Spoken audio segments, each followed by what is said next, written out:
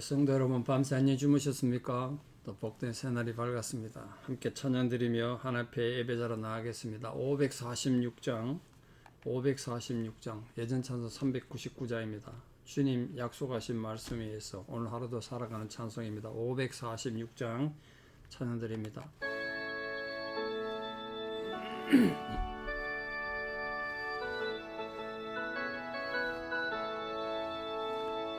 주님 약속하신 말씀 위에서 영원토록 주를 찬송하리라. 소리 높여 주께 영광 돌리며 약속 믿고 굳게 서리라. 굳게 서리 영원하신 말씀 위에 굳게 서리. 굳게 서리 그 말씀 위에 굳게 서리라. 주님 약속하신 말씀 위에서 세상 염려 내게 엄습할 때에 용감하게 힘써 싸워 이기며 약속 믿고 굳게 서리라. 굳게 서리 영원하신 말씀 위에 굳게 서리. 굳게 서리 그 말씀 위에 굳게 서리라. 주님 약속하신 말씀 위에서 영원하신 주의 사랑 힘입고 성령으로 힘써 싸워 이기며 약속 믿고 굳게 서리라. 굳게 서리 영원하신 말씀 위에 굳게 서리. 굳게 서리 그 말씀 위에 굳게 서리라. 주님 약속하신 말씀 위에서 성령 인도하는 대로 행하며 주님 품에 항상 안식 얻으며 약속 믿고 굳게 서리라. 굳게 서리 영원하신 말씀 위에 굳게 서리. 굳게 서리 그 말씀 위에 굳게 서리라. 아멘. 함께 신앙 고백 드리겠습니다. 나는 전능하신 아버지 하나님 천지의 창조주를 믿습니다. 나는 그의 유일하신 아들 우리 주 예수 그리스도를 믿습니다. 그는 성령으로 잉태되어 동정녀 마리아에게서 나시고 본디오 빌라도에게 고난을 받아 십자가에 못 박혀 죽으시고 장사된 지 사흘 만에 죽은 자 가운데서 다시 살아나셨으며 하늘에 오르시어 전능하신 아버지 하나님 우편에 앉아 계시다가 거기로부터 살아있는 자와 죽은 자를 심판하러 오십니다. 나는 성령을 믿으며 거룩한 공교회와 성도의 교제와 죄를 용서받는 것과 몸의 부활과 영생을 믿습니다. 아멘. 2023년 10월 마지막 날이네요. 10월 31일 화요일 새벽 하나님 주신 말씀 사무엘상 22장 1절에 10절입니다. 사무엘상 22장 1절에 10절. 사무엘상 22장 1절입니다. 그러므로 다윗이 그곳을 떠나 아둘람 굴로 도망하며 그의 형제와 아버지의 온 집이 듣고 그리로 내려가서 그에게 이르렀고 환난 당한 모든 자와 빚진 모든 자와 마음이 원통한 자가 다 그에게로 모였고 그는 그들의 우두머리가 되었는데 그와 함께한 자가 400명가량이었더라.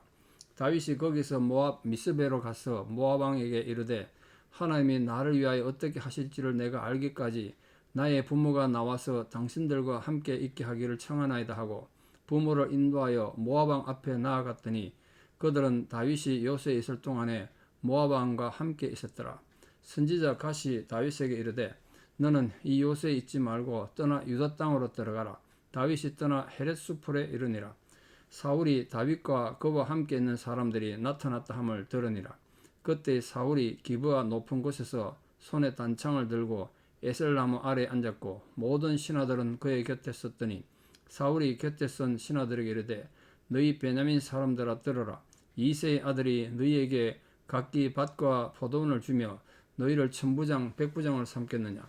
너희가 다 공모하여 나를 대적하며 내 아들이 이새의 아들과 맹력하였으되 내게 고발하는 자가 하나도 없고 나를 위하여 설파하거나 내 아들이 내 신하를 선동하여 오늘이라도 매복하였다가 나를 치려하는 것을 내게 알리는 자가 하나도 없도다 하니 그때 에돔 사람 도액이 사울이 신하 중에 섰더니 대답하여 이르되 이새의 아들이 노베 와서 아이두베 아들 아히멜렉이 이른 것을 내가 보았는데 아히멜렉이 그를 위하여 여호와께 묻고 그에게 음식도 주고 블레셋 사람 골리앗의 칼도 주더이다. 아멘. 예, 이 사무엘상 22장에서 보여지는 이 하나님의 섭리와 계획, 또 하나님 사람들의 이 선택들에 대해서 우리가 좀 함께 고민하고 또 하나님의 지혜를 구해야 될 많은 여러 가지 사건들이 있습니다. 이 블레셋 왕 아기스 앞에서 미친 척하다가 구사일생으로 살아나서 쫓겨났죠. 그때 다윗이 참 심정이 어땠는지는 우리가 좀 깊이 좀 생각할 필요가 있습니다. 다시 갈 곳이 없어서 죽을 줄 알고 또 이스라엘 땅으로 들어가는 겁니다. 다윗이 얼마나 답답했으면 블레셋 왕한테 갔고 또 거기서 갈 곳이 없어서 이스라엘 땅으로 다시 돌아왔겠어요.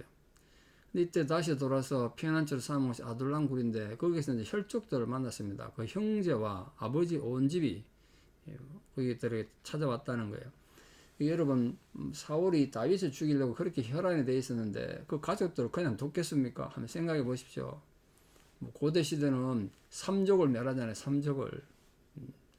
그 다윗을 죽이려고 그렇게 했으면 아마 모르긴 해도 아버지 집안 형제들 굉장히 괴롭혔을 겁니다. 사울이 와서 다윗 어딨냐고 안 그랬겠습니까? 다윗 찾아내라고 뭐 괴롭히고 그랬겠죠. 그러니까 도저히 고향에 살 수가 없게 된 겁니다. 가족들이. 그래서 다윗이 왔다는 소리 듣고 어쩔 수 없이 이제 따라 모인 거죠. 여기서 한 가지 궁금한 게 있습니다. 예전에 다윗이 골리앗 때문에 그 전쟁에 나갔을 때, 전쟁에 나가려고 한 게 아니라 아버지 심부름 갔을 때 그 형 세 명들이 전쟁터에 가 있었지 않습니까? 그때 그 형들이 다윗을 얼마나 우습게 여기고 무시했습니까? 근데 지금 다윗 때문에 자기들이 고향을 떠나야 되고 떠돌이 신세가 돼야 했으니까 그 형들이 가만히 있었을까요?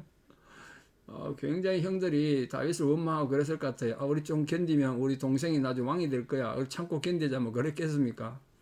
속도 모르고 참 얼마나 괴롭혔을까 그것도 생각해 봅니다. 바깥으로는 사울왕이 죽이려고 그러지 안으로는 형들이 협박 막 괴롭히지. 다윗 마음이 참 괴로웠겠다는 생각이 들어요. 성경에 뭐 그런 건 없습니다만 우리가 충분히 이해할 수 있지 않습니까? 근데 여기 중요한 건 다윗이 그들의 우두머리가 됐다. 그 고통받는 자도 우두머리가 됐다. 자, 이제 우두머리가 됐다는 건 뭔 뜻이냐면요. 뭐 다른 사람들 위에 지도자가 됐으니까 좋았다는 뜻이 아니고 그들의 생계를 책임져야 돼요. 그렇지 않습니까? 400여 명 됐다는데 생계를 책임져야 돼요. 어떻게 해요? 지금 자기 혼자 몸도 지금 간수하기 힘든데. 그래서 고민하다 이제 모아방 미스베에 들러서 거기 가도록 협조를 받은 거 아닙니까? 근데 선지자 가시 와서 충고합니다. 여기 남의 땅에 있으면 안 된다. 정통성에 문제가 생기니까 나중에. 다윗이 유다에 나중에 왕이 되고 이스라엘 왕이 될 사람인데 선지자 가시 보니까 그런 거죠. 남의 나라에 있어. 여기서 너무 오래 뿌리 박아버리면 나중에 이스라엘 왕이 될 때 정통성에 문제가 된다. 왜 이스라엘의 적의 나라니까. 그래서 이 선지자 가서 충고를 또 받아들여요. 그게 참 다윗의 귀한 점이 아닌가 싶습니다. 자기가 참 힘들고 어려울 때 하나님의 사람의 충고를 받아들이고 그게 순종한단 말이에요. 하나님 그런 다윗의 모습 참 귀하게 생각했을 것 같아요. 사람이 힘들고 어려울 때 하나님 말씀 살기가 어렵지 않습니까?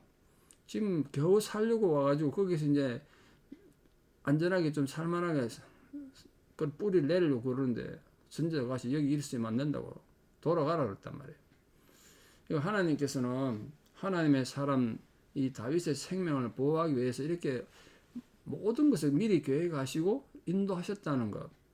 우리 인생 자체가 어떨 때는 광야와 같고 사막과 같지 않습니까? 우리 살다가 뭐 많은 고난도 어려움도 겪을 수 있습니다만 오늘도 믿읍시다. 하나님이 우리를 선하게 인도하실 것이다. 지금 그런 고난 가운데 있는 분들 혹시 계신다면 다윗처럼 살아갈 길이 막막하고 어떻게 해야 될지 모르는 고난 가운데 있는 분들 계신다면 하나님의 선하신 인도하심이 사랑하는 모든 분들과 함께 하기를 진심으로 축복합니다. 자, 이 본문을 다시 좀 살펴보겠습니다. 블레셋 왕 아기스한테 쫓겨나서 다윗이 아둘람 길로 피했는데 그때 이 다윗이 참 마음이 힘들었을 것 같아요. 그래서 그 고통스러운 마음이 시편 142편에 있거든요. 시편 142편에 다윗이 아둘람 굴에 있을 때 지은 시 이렇게 돼 있어요. 그때 다윗이 참 자기 신사 한탄이 나오는 거예요. 이거 시편을 보면 시편 142편 하나님 내가 너무 힘듭니다. 세상에 나를 아는 자도 없고 나를 알아준 사람 아무도 없고 피난처도 없습니다. 내가 어디가 어떻게 살아야 됩니까? 그런 시를 썼어요. 그런데 뭐라고 그랬냐면 그러나 하나님 의지하는 의인이 나를 두르리다.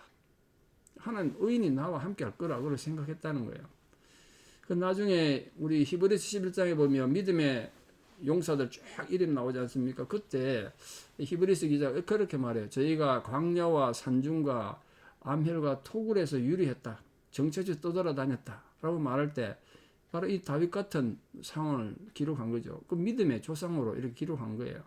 자, 근데 2절에 보시면 이 가족들만 부모 형제들만 따라 나선 것이 아니고 세 종류의 사람들이 다윗을 따랐다고 되어 있습니다. 그 공통점 하나가 있는데요. 환난 당한 자, 빚진 자, 마음이 원통한 자. 전부 공통점이 뭐냐면 사울의 폭정 때문에 사울 왕의 잘못된 정치 때문에 고통당한 사람들입니다. 환난을 당했다니까 뭐 예기치 못하게 이 사울로 인해 가지고 정말 온 가문이 어려움도 당하고 뭐 그랬던 것 같아요. 그 빚진 자란 말은 그 말 그대로 다윗 사울 왕 때문에 그 삶의 그 기초를 잊어버리고 재산도 빼앗기고 완전 빚쟁이가 된 거예요. 또 그런 개념도 있고 뭐 다른 여러 가지 의미도 있습니다만 정말 힘들고 어려운 상황에 있던 사람들이죠. 또 거기에 마음이 원통한 자, 그 억울한 일 당한 겁니다. 억울한 일 당했어. 이 사울왕 때문에 지금 억울한 일 당한 거죠. 이들 중에는 전쟁에 예전에 나가서 전쟁에서 능숙했던 군인도 있었을 거고요. 또 보니까 선지자들도 있고 다양한 계층이 있는 사람들이 모여들었어요. 근데 다윗이 이들을 모아가지고 우리가 사울을 공격하자 뭐 그럴 수도 있는데 대항하지 않았습니다. 도망만 다녔어요. 이유는 어쨌든 간에 사울은 하나님이 기름 부으신 하나님이 세운 왕이기 때문에 그 왕을 대적하는 것은 하나님을 대적하는 것이다. 미우나 고우나 사울은 우리의 왕이다. 하나님 기름 부음 받은 자다. 그래서 그들을 데리고 사울에 저항하지 않고 도망만 다녔어요. 이게 올바른 신앙을 가진 사람들의 자세가 아닌가 그렇게 생각합니다. 그러니까 다시 말해서 다윗은 자기에게 힘이 생겼지만 그 힘을 이용해서 상황을 바꾸려고 하지 않고 하나님 때를 기다린 거죠. 이게 하나님 사람들, 믿음의 사람들의 올바른 자세라는 거예요. 근데 그게 쉽지 않죠. 내게 힘이 생기면 우리 그거 가지고 저항하고 싶어 하지 않습니까? 그래서 성도님들이 살다가 참 어려운 일 당하고 억울한 일 당하고 오늘 말씀처럼 환난도 당하고 억울하게 빚어지고 원통한 일이 생기더라도 하나님의 선하심을 믿고 끝까지 믿음으로 승리하는 분들 되기를 축복합니다. 자, 3절에 보시면 다윗이 모압으로 이제 다시 피난 갑니다. 모압. 이 사울의 고통에서 가족들 또 400여 명이니까 그 가족들 따지면 군인들이 400명이거든요. 그 가족들하고 하면 한 1000명은 됐을 것 같아요. 자식들도 있고 아내도 있고 하면 1000명 넘었을 수도 있죠. 사해 동쪽 편에 있는 땅인데 왜 그걸로 갔냐 하면 사실은 모압하고 이스라엘도 사이가 안 좋습니다. 전쟁을 많이 했던 나라잖아요. 그런데도 다윗이 거기 갈 수 있었던 굉장히 중요한 이유는 두 가지가 있는데 첫째는 이제 이스라엘과 적대국이니까 사울의 힘이 미치지 못했겠죠. 상대적으로 좀 안전한 곳이죠. 근데 여기 블레셋과 또 달랐던 이유는 여기가 다윗의 정조 할머니인 루스의 고향이에요. 루스의 고향이라. 그러니까 이 다윗 피 속에도 이 모압의 피가 어느 정도 흐르는 거 아닙니까?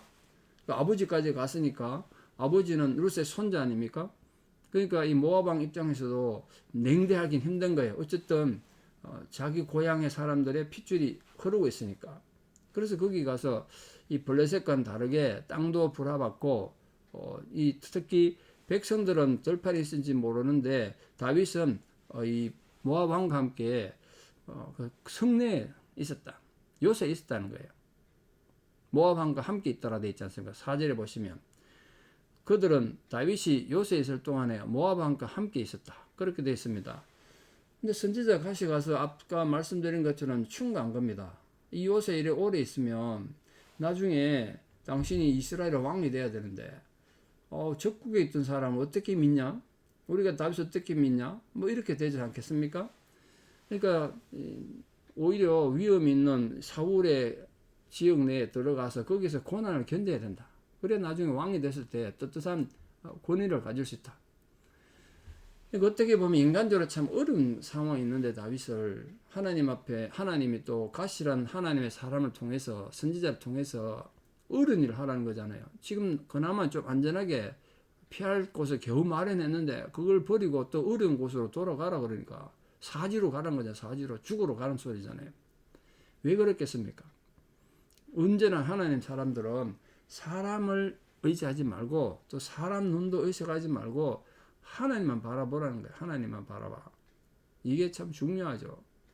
하나님께서는 뭐 위대한 하나님 사람이든 평범한 우리 성도님들이든 이 하나님의 사람들을 연단시키고 그 훈련을 통해서 하나님의 위대한 용사로 이렇게 다듬어 가시는 것 같습니다. 그 고난을 통해서 우리 믿음이 성숙해 가는 거죠.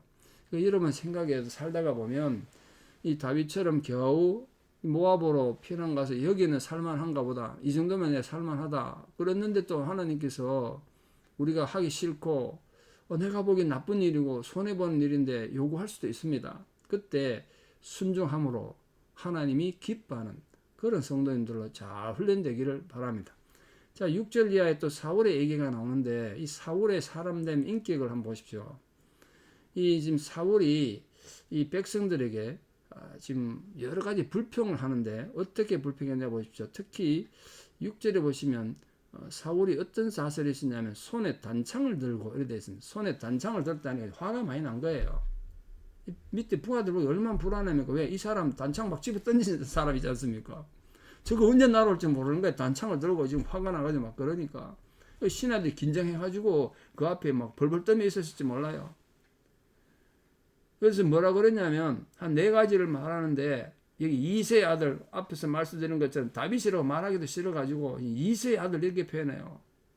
자기 사위고 민족의 영웅인데 백성들 앞에 부하들 앞에 다윗이라고 말하면 백성들이 다윗에 대해서 좋은 감정을 가질까봐 이세의 아들 이렇게 이제 낮추어 부르는 겁니다. 다윗은.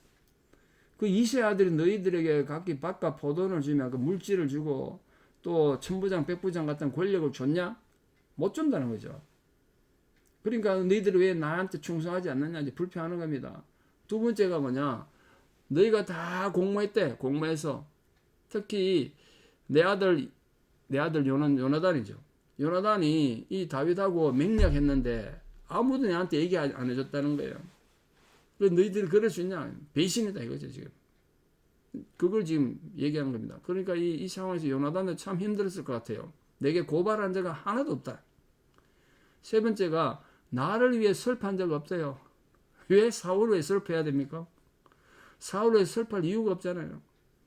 자기 연면에 빠진 거예요 지금 사울이. 고민입니다. 세상에서 내가 제일 불행한 것 같아요. 너희들이 나를 위해서 좀 슬퍼하고 나를 좀 동정해야지 이렇게 생각한 겁니다. 내가 얼마나 억울하냐 이거지. 다윗한테 내가 얼마나 배신당하고 억울하냐. 근데 왜 나를 위로하지 않느냐. 뭐 그렇게 말했어요. 거기다 마지막 네 번째는 정말 이 사울의 잘못된 모습을 보여주는데 요나단이 다윗을 선동해가지고 내 아들이 내 신하를 선동하고 내 아들은 요나단을 말하고 내 신하는 다윗을 말하는 거예요.